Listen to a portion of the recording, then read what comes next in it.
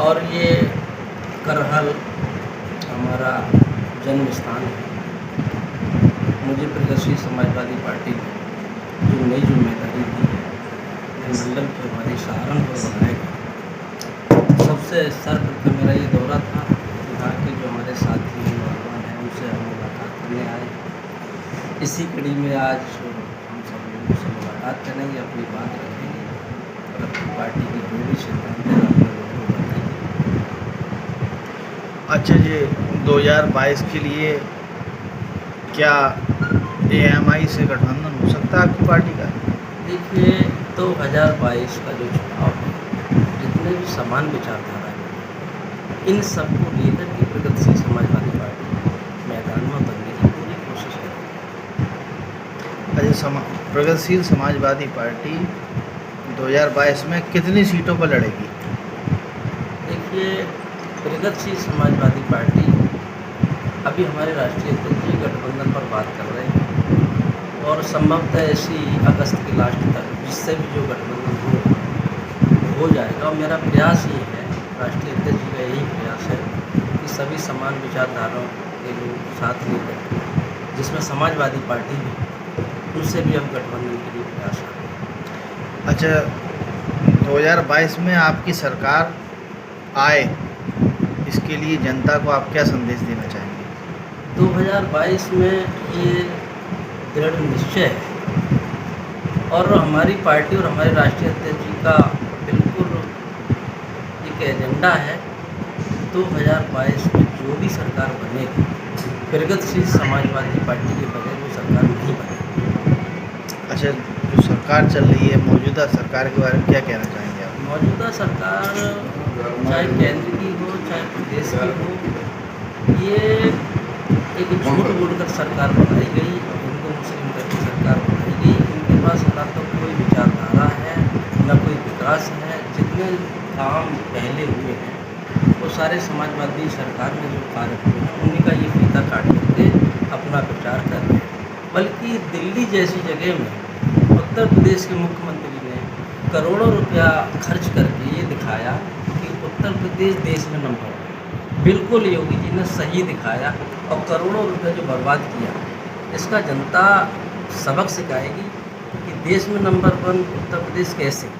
देश में बलात्कार बढ़े, देश में कोई नौकरियां नहीं दी, 15 लाख रुपए नहीं दिए, महिलाओं पर अत्याचार हुआ।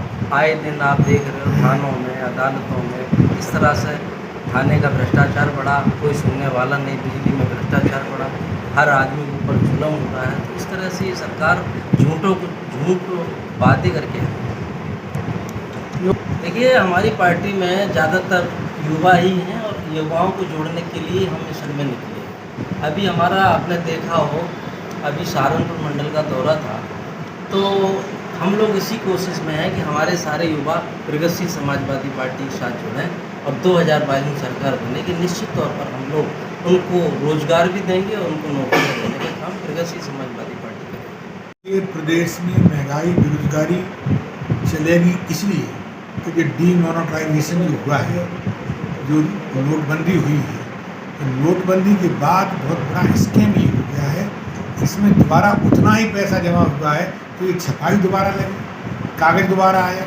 ये सब देश पे किस पे रखा गया? हम सब लोगों पे। डीजल और पेट्रोल के भाव जो है आसमान छू गए हैं। हाँ, बड़े लोगों की भी हिम्मत नहीं पड़ती है गाड़ी ज़्यादा चलाई जाए। सही बात तो ये है, लेकिन सरकार अपने मोह मियाँ मिट्ठू बनती है हमेशा। अब आप इससे हटके भी थोड़ी सी बात कहना चाहते हैं। अरुणाचल प्रदेश की क्या हालत है, लद्दाख की क्या हालत है, तिब्बत हमसे पहले ही बहुत पहले ले लिया गया। आज स्थिति ये है कि इधर आपका देखिए तालिबान बढ़ रहा है, उसमें क्या नाम अफगानिस्तान में, और इधर पाकिस्तान उसकी मदद कर रहा है। इंडिया के जो बनाए हुए जो भी बहुत डैम वगैरह बनाए थे वो सब संकट में टूट सकते हैं, गिर सकते हैं, कुछ भी हो सकता है। तो स्थिति इस समय देश की महंगाई की वजह से भी है खराब। और जहाँ तक अभी जो बताया हमारे साथी ने, जहाँ तक झूठ की बात है, झूठ तो हर पल झूठ है। अच्छा, जिस तरीके से डिप्टी सीएम केशव प्रसाद मौर्य का कहना है कि विपक्ष जो है मुंगेरी लाल के सपने देख रहा है, क्या कहना चाहेंगे आप? अब ये वो अपने मुँह से ये नहीं कहेंगे तो अब कहेंगे नहीं यार। जो भाजपा का व्यक्ति है, जो सत्तासीन व्यक्ति है, जो भाजपा का व्यक्ति है, जो सत्तासीन व्यक्ति है, वो ये नहीं कहेगा तो क्या कहेगा ये बताइए। वो तो कहेंगे कि मुंगेरी लाल बीजेपी सरकार सबका साथ सबका विकास का नारा दी है। तो आज आज जितना हो रहा है उसके बारे में आप विकास कहाँ हो रहा है बताइए। अभी तो कहीं दिखाई नहीं दे रहा विकास। नहीं, आज जो ना हमें कहीं विकास दिखाई दे रहा है। आज जो प्रधानमंत्री जी ने सबका भाषण- साथ सुनो ना, एक मिनट को जवाब देने न सबका साथ। अगर सबका साथ होता तो हिंदू मुसलमान दोनों को साथ लेकर के चलते हो। फिर हिंदुओं में भी तुम किरको लेकर के चलते हो। तुम तो तोड़ फोड़ की राजनीति करते हो। सबका साथ कहाँ है, न सबका विकास है।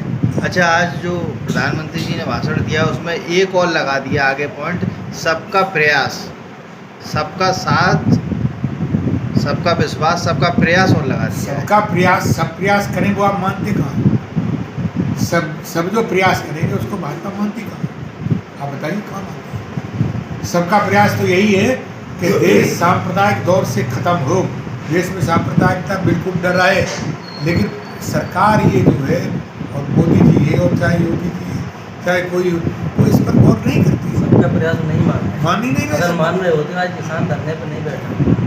9 महीने हो गए बिल्कुल हैं सही बात। दिल्ली के किसान बॉर्डर पे जो किसान का प्रयास है तो उस देखिए सुन लीजिए, उसमें भी आपने आज स्पीच नहीं सुनी होगी मोदी जी की। मोदी जी ने ये कहा कि 80% किसान 2 हेक्टेयर से कम का है तो मैं उनके साथ हूँ, और जो 20% बड़े किसान हैं मैं उनके साथ नहीं हूँ। अब आप ये बताइए, ये भी तो तोड़ने वाली, आप समझाने वाली बात कह रही। किसानों का जो भी हित होगा, 1 बीघा खेत वाले का जो हित होगा वही 50 बीघा खेत वाले का हित होगा। क्यों कि 1 बीघा में भी फसल होती है, 50 बीघा में फसल होती है। अगर आप नीतियाँ बनाएंगे तो उनके लिए भी नीतियाँ काम करेंगी, और जो गलत नीतियाँ बनाएंगी तो उनके लिए भी गलत है, इनके लिए भी गलत। तो देश में इस समय जो किसान की स्थिति है, और किसान बखूबी जान गया है कि आगे आने वाला समय सबसे खराब किसान का ही होने वाला है। अब आप ये बताइए कि सरकार ने कोई कानून बना भी नहीं पाया। जी। सरकार ने किसानों का कोई कानून नहीं बना पाया था। उसके पहले ही गोडाउन बन के तैयार हो गए थे। अडानी, अंबानी इत्यादि जो भी लोग पूंजीपति लोग हैं, हरियाणा में उनके गोडाउन बन के तैयार हो गए। तो ये गोडाउन किस आधार पर बनाए गए ये बताइए? कानून बाद में लाया गया। इसका मतलब कॉन्स्पिरेसी हुई पहले कि हम जो करेंगे वो तुम्हारे लिए करेंगे, और वही किसान जान गया है कि ये हमको ख़त्म किया जाएगा बाद में, तो इसके लिए लड़ रहा है। लेकिन पूरे देश का किसान अब जो ये 2 एकड़ की बात कह दी गई, तो इसी भ्रम में भटकता रहेगा कि हमारा कुछ नहीं होगा। भाई एक छोटी सी बात है, एक शेर था, वो भेड़ों खा जाता था। तो भेड़ को जब जिस समय सब भेड़ों से वो कह देता था कि तुम तो शेर हो, तो जो भेड़ खबरें ही होती है वो तो जान जाती, कहा तो हमसे भी शेर गया है, लेकिन अब कैसे कह भेड़ उसको खा लिया, इसी तरीके दूसरे खा लिया, इसी तरह तीसरे खा लिया। आज देश की स्थिति ये है, मैं बता रहा हूँ आपको, आज देश की स्थिति ये है। आज हाजी जी हमारे पास बैठे हुए हैं कि अगर हिंदू मुसलमान, और हिंदू मुसलमान में कौन कौन हिंदू एक हो सकता है, उनको देखिए और उसके हिसाब से चलिए। देश की स्थिति बदल सकती है आप चाहें तो, और देश की स्थिति बदलेगी ये भी निश्चित है। आने वाली है, जिस सरकार में होंगे वो जिस जहाँ होंगे वहीं सरकार होगी। ये मैं आपको आज बता करके जा रहा हूँ, ये बिल्कुल निश्चित, दृढ़ निश्चित सरकार वहीं होगी जहाँ मुख्यमंत्री जी। तो मैं इन नौजवानों से भी कहता हूँ जो बेरोजगारी की वजह से भटक गए, उनसे भी कहता हूँ, अरे बेरोजगारी छोड़ो, पढ़ नहीं पा रहे, पर बेरोजगारी तो बाद की चीज़ है। स्कूलों में एडमिशन नहीं हो पा रहा है 2 सालों से। हाँ, 2 सालों से पढ़ाई हो रही है, स्कूलों में एडमिशन हो रहा है। सरकार उनके लिए क्या कर रही है आप बताइए? तो अब चलिए ठीक है, जो देश की स्थिति है उसको समझते चलिए, देखते चलिए, और आप पत्रकार बंधु वास्तव में देश की दशा और दिशा बदल सकते हैं। ये मैं बता रहा हूँ, आप बुद्धिजीवी वर्ग हैं, आप देश की दशा और दिशा, मैं नहीं कहता हूँ पक्ष लीजिए। अगर पक्ष लेंगे तो मेरी भी वही बात हो जाएगी जो भाजपा की बात है। मैं नहीं कहता हूँ पक्ष लीजिए, लेकिन मैं ये कहता हूँ कि देश को जिंदा रखने के लिए, देश को सही चलाने के लिए, देश को सही दिशा देने के लिए आप इंटेलेक्चुअल लोग हैं, आप लोग जो करें वो हो जाए।